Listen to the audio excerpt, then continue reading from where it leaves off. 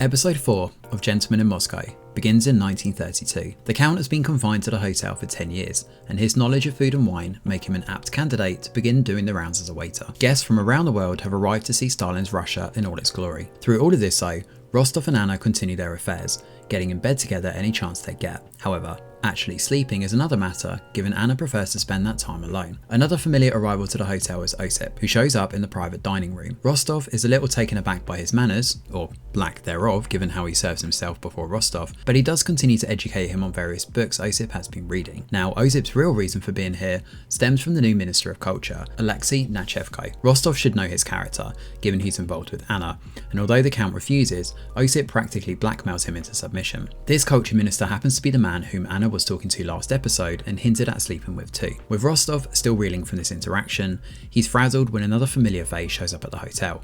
It's Nina. She's a lot older now and she's been living in Leningrad for 5 years. She's only passing through on her way to the east and serving Stalin. She's on her way to Donetsk, somewhere Mishka has just returned from. She's apparently going to aid the shock workers in the collectivization of farms. As they talk, some of the framing for these shots are quite interesting and include the chessboard in the foreground, just off to the side of where they're talking.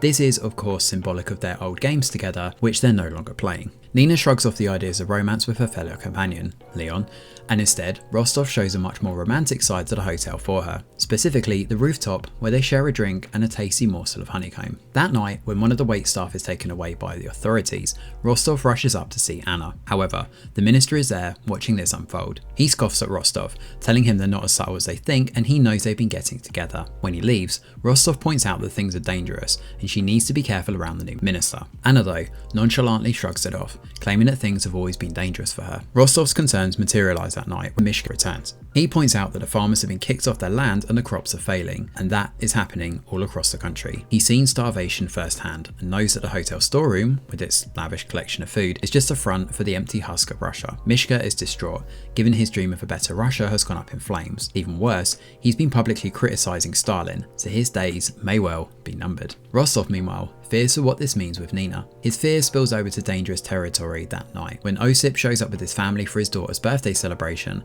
Rostov hovers around the table and makes a slight scene. It's rather awkward, but Osip does confront the man in his room later that night. Osip is not happy with Rostov, but after some hasty apologies, things do simmer slightly. When Osip composes himself, he explains what's happening here. He and the other authorities suspect that Belsky is plotting to overthrow Stalin, and he wants Nachevko's, the culture minister, help in doing so. They are powerful men, so this is why Osip needs Rostov. He demands that he give him something he can use by the following evening. If not, well, Mishka is going to be in the firing line. This trade-off, Mishka's life in exchange for two powerful men, is something that the former actually overhears. Mishka is in the other room and he speaks to Rostov in confidence after. He tells his friend not to debase himself to protect those he loves, and never to drop his honour. Speaking of honour, Rostov's is tested that night when Anna ends up celebrating the start of her new film, which has been greenlit for production. However, he's ordered to send over a couple of bottles of champagne to the general's room, which doesn't sit well with our Count. He believes that the general is going to be sleeping with Anna. However, as we later find out, it's actually because Nachevko and Belsky are in a relationship together. For now though, seeing this lavish display of food and drink is just too much for Mishka to take. He speaks up on behalf of Russia and the common folk, specifically the values Russia shares. When he's escorted out the hotel because of his views, Alexander speaks to Osip up on the balcony. When Rostov refuses to dishonour Mishka,